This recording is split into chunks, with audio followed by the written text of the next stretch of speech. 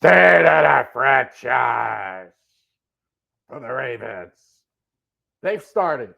So this week we have the business of football is starting for real. They're back. Back in action, back out at Owings Mills, back out in training camp. This is the first week of vets have arrived. The fearless leader arrived today. All the silly conspiracy theories can stop. Following camp the first 2 days, we're going to go not too much over camp today. Next week, starting this week, training camp reports. We're going to start our podcast a lot of times with the rest of the podcast during the preseason with training camp reports, see how guys are doing, how guys are progressing in camp. But today, for the first week, since we've only had 2 days here, state of the franchise for the Ravens. Okay, so what's going on for the season? What's the state of the Ravens? So tonight we got the president addressing the country. So we're going to address the Raven Nation here. State of the franchise. This is the coaching staff. A lot of it is very familiar. One of the best continuity in the NFL. John Harbaugh, his 17th season as coach.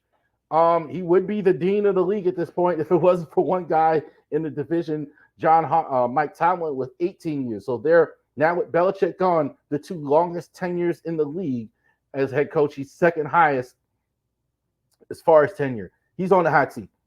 He's on the hot seat. I don't think there's any question about it. This offense looks bad in the playoff again. I don't know if he survives with even as great as he's been all these years, coaching for 17 years. Eric DeCosta is going to lead us into the future, I think, one way or the other.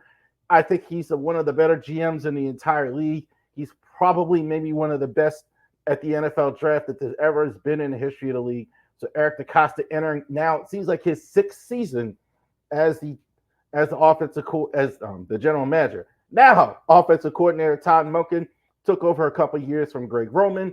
Offense now, he leaves a lot to Lamar. He kind of doesn't really have a system. He kind of goes with the feel. I don't love that personally, but he kind of the thinking was like you don't like Lamar really doesn't fit into any particular system, so we're just going to build one around Lamar. That's essentially what Todd Monken is doing. More interesting to see how this goes. You get Derrick Henry, you remove out Greg Roman, so you want to throw the football more, and everybody last year called for the run. So interesting to see what they actually do with Todd Monken. Zach Orr, former Raven linebacker, had his career cut short with the injury. Big shoes to fill with Mike McDonald now taking the head coaching job in Seattle. He is one of the youngest D coordinators in the league. I think he's only 34 years old. He was a former player. He's going to be taking the reins now as the defensive coordinator of the Baltimore Ravens. Look, good opportunity for Zach Orr. This is going to be one of the best defenses, I think, in the NFL with the coordinator. Chris Horton now, 6 years special teams. Ravens always have some of the best special teams in the league, especially with John Harbaugh, probably the best coach in the league as far as knowing special teams as well, always putting emphasis on the special teams. Also, to bigger job with special teams, the kick returns are changing. Interesting. Very interesting to see. I can't wait to start reporting on that once we see a little bit more of that. So, what left out the door last year? We talked about it. Let's talk about it one more time. I don't think we talked about Odell Beckham going to the Dolphins. He's going to went ahead and sign there, so he's going to be their third receiver there. Jadeveon Clowney with the Panthers signed. Ronald Darby was a pleasant surprise last year. He goes sign with the Jags. J.K. Dobbins and Gus Edwards both joined the Harbaugh family out there in Chargers in Baltimore West or the LA Chargers there. J.K. Dobbins and Gus Edwards are both going to be competing for the starting job with the running back with the Chargers. Tyler Huntley, some people say for now he's in Cleveland. Read a couple articles. Maybe he's making the team. We'll see. They're definitely going to keep their eye on that, I think, to see how he does, possibly returning. But for right now, he's gone. Sam Mustipher signed with the Broncos back up last year. Morgan Moses traded to the Jets last year. Ravens are now looking for a new tackle in the competition. Geno Stone, one of the league leaders in interceptions last year, signed with Cincinnati. Rock Ya-Sin, bit disappointing last year, played with the 49ers now. Kevin Zeitler, another one of the starters, is now with the Lions, a tremendous line for the Lions. Patrick Queen. I can't wait now for the Steelers games now. I couldn't before. I absolutely can now. This is exactly what we need. Exactly what we needed. Patrick Queen talking trash, former Raven. Can't wait for Derrick Henry to run him over when the season starts. John Simpson, starter, also going to the Jets. So that makes two former Ravens going to the starters for the Jets. Tyler Ott was the long snapper filling in for Nick Moore last year at sign up the road with the Commanders. Deshaun Phillips, special teamer with the Texans. Tyus Bowser, to my knowledge, hasn't signed anywhere. So interesting. Too bad with Tyus. I think like it's really good. He was on the field, really fell out of favor with the Ravens with the injury. Really shame with Tyus so far here. Oh, back to that. I'm sorry. Derrick Henry, the big, obviously, addition, the icing on the cake. What was missing in the AFC Championship game? Everybody kept telling the run game, what they do. Go out and get one of the top running backs in the league, a potential Hall of Famer in Derrick Henry. It's going to be, hopefully, the bell cow. So interested to see how they handle Derrick Henry in the offseason. During the season, rather. Because John Harbaugh, I've said it several times, doesn't like bell cow. Are they going to use Derrick Henry like we're used to seeing? Is he going to get the amount of carries? Or are they going to yank him out, in and out? Can't wait to see it. Fascinating. Trying to tackle him and Lamar on the RPO, that's going to be impossible. Impossible. I don't see what do you do in that situation. Sure, we'll see a lot of that. Josh Jones signing going to be in the guard competition from the Texans. Played a lot of tackle. Going to be at the guard. Chris Board, special teamer. I think he's probably a special teamer. May start with an injury. Kadar Holloman, maybe he makes the team with from the Texans last year. Here's one that happened recently. Eddie Jackson, former Pro Bowl, kind of fell out of favor with the Bears.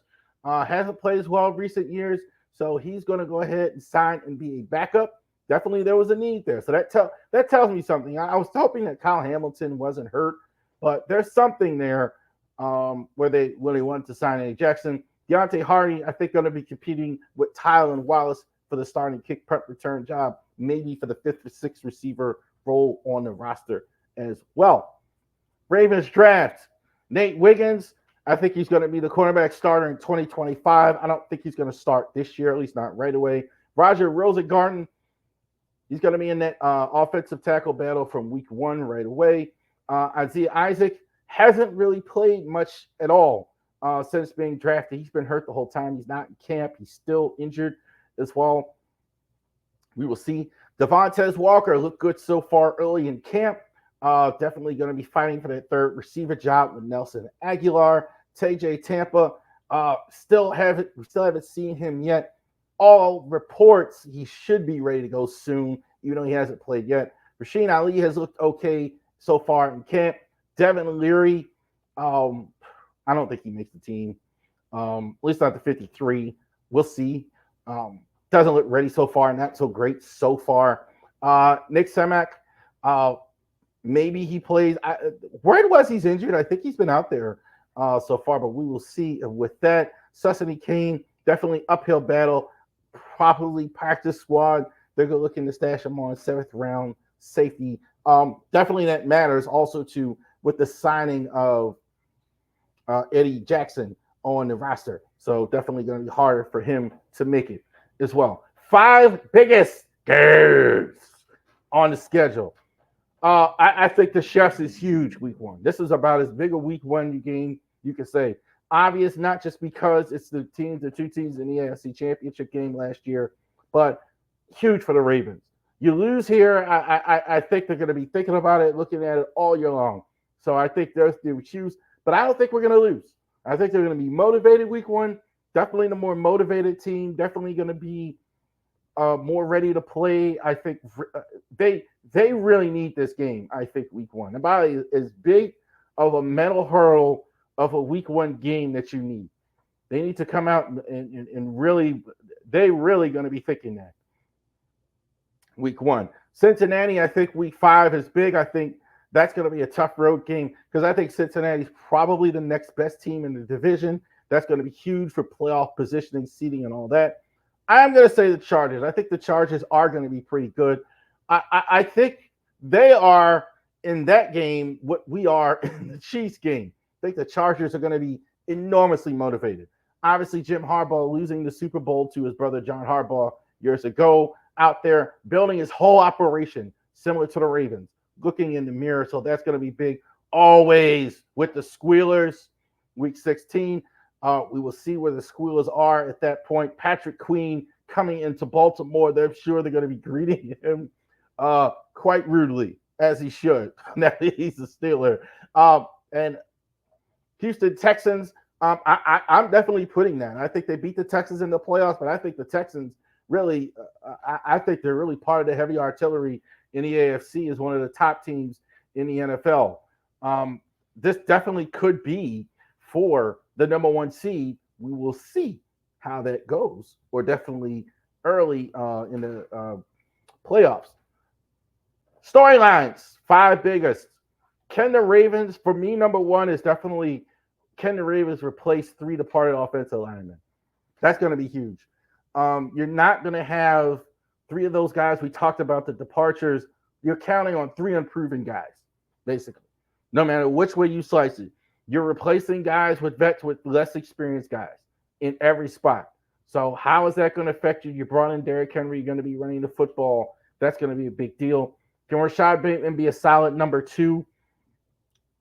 I definitely think Bateman's a solid. I've got no problem with Bateman on the field, except for he can't stay healthy. You know, he plays a couple games and he's hurt. I don't buy this whole he doesn't have chemistry with Lamar. Kind of didn't play as much last year. Beckham got a lot more time. He finally kind of even the end of the year even got Beckham bench for the playoff game. Kind of worked his way. I think this is why they had confidence in him. Just got to stay healthy for 17 games rather.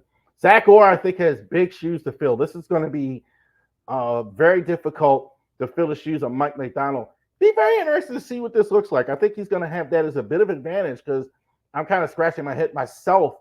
He's been with the Ravens a long time, a lot of iterations. What's his defensive philosophy going to look like? Is it going to look like Wink Martindale and Mike McDonald, or is it going to look like when he was a player or Rex Ryan or something like that? So it'd be interesting to see that as well.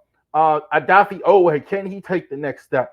Everybody's convinced. I'm just not as convinced with Adafi Owe that he has looked good in camp so far, so that's good. And can John Harbaugh survive another bad playoff loss? I don't think so. I could be wrong, but I think if they look like garbage again, the offense especially, I think Steve Bisciotti may make a move. So there you go. The Ravens, definitely. So that's the state of the franchise there.